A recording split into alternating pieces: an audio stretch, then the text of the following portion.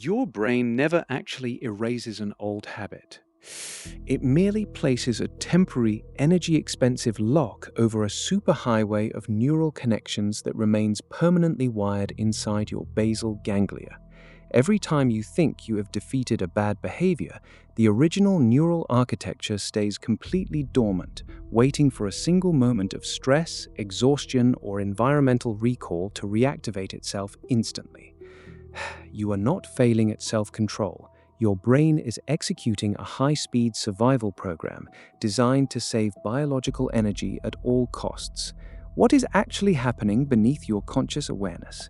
When you repeat a behavior over and over again, your nervous system converts a complex series of conscious decisions into a single automated chunk of neural code stored deep within the striatum.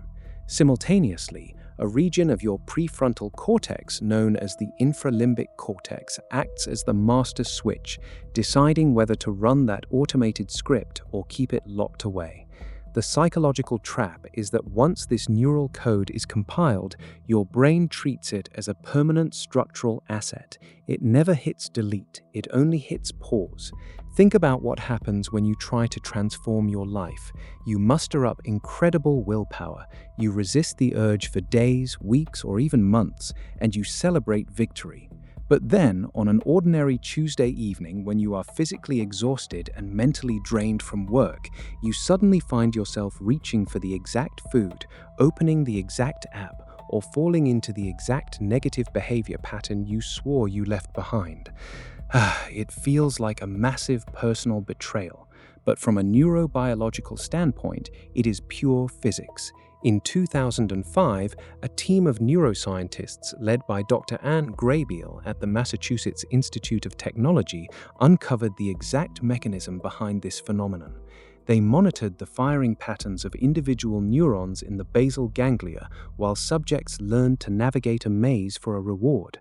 At first, when the behavior was brand new, the brain fired furiously across the entire journey, evaluating every single step and decision point.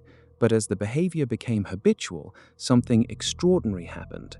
The overall neural activity quieted down almost entirely, firing only at two specific moments: the exact instant the maze opened and the exact instant the reward was received.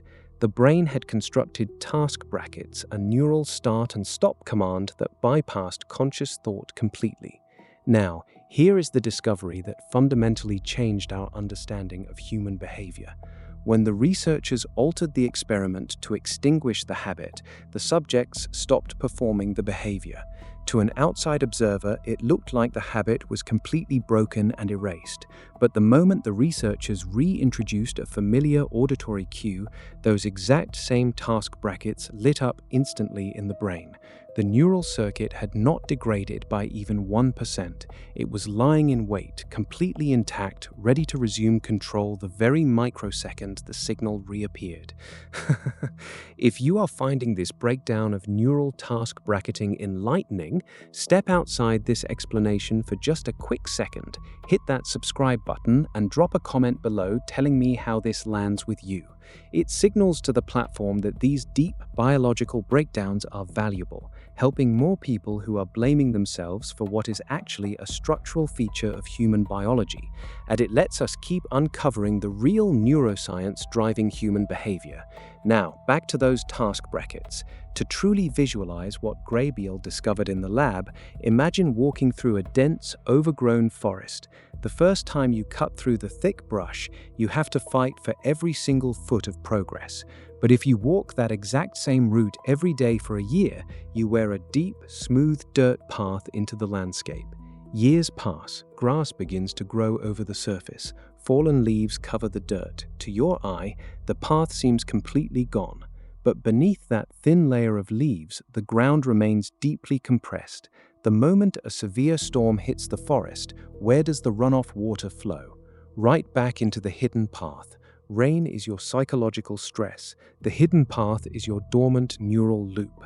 This is precisely why traditional approaches to personal change fail so consistently.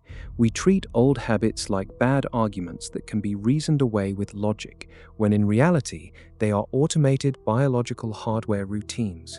When you are well rested, hydrated, and calm, your prefrontal cortex, the logical, forward-thinking area of your brain, can easily override the dormant path.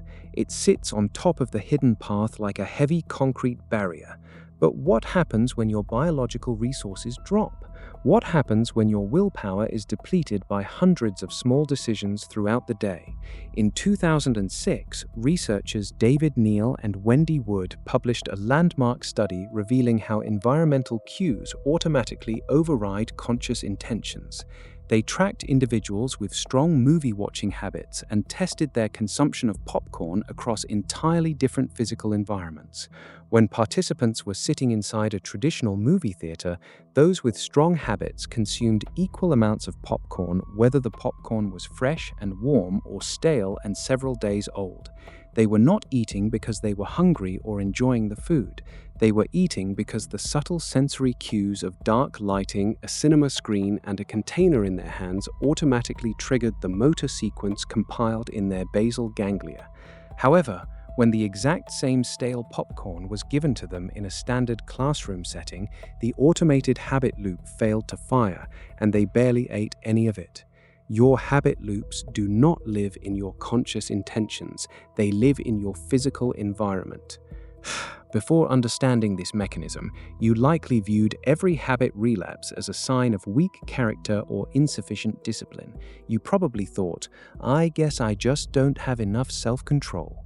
After understanding this science, you realize a much more empowering truth. Your conscious desires were simply outvoted by a context-triggered neural script executing under low-energy conditions.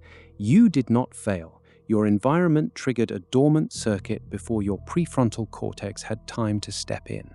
So how do you actually work with a nervous system that refuses to delete its old code? You do not try to fight the terrain, you change how you interact with it. Here are 3 precise, neurobiologically grounded strategies you can use immediately. First, practice contextual disruption.